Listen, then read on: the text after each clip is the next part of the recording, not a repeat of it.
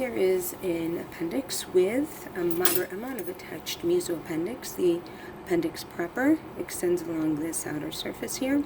Mesoappendix is along this inner curvature here.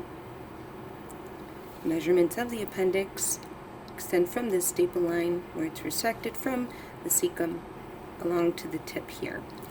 The mesoappendix can be quantified as minimal, moderate, or abundant attached fat, mesoappendix fat, I should say.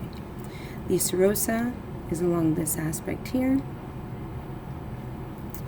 You can see exudate. This is what it looks like on the surface, and that should be noted in your gross description as well, as can be this mottled hemorrhage along the tip. Sectioning. Typically, you leave the tip at least 1 centimeter or so in length.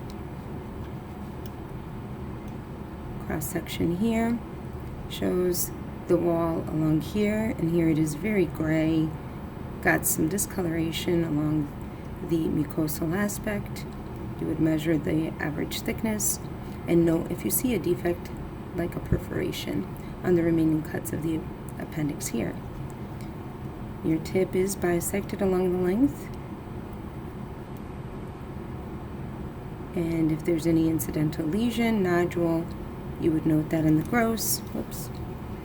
Note that in the gross and submit at least 1/2, if not both halves. It's this specimen that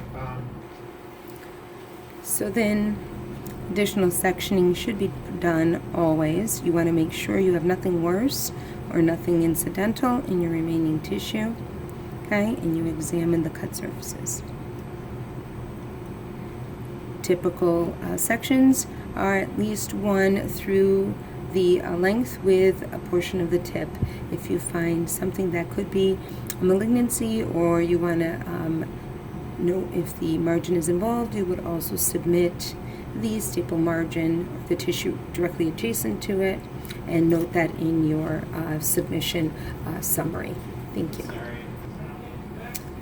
When I continued to section the specimen, I found a fecalith within the proximal third, which you would want to document in your gross. You don't need to submit a section, but you would document the greatest dimension and its presence.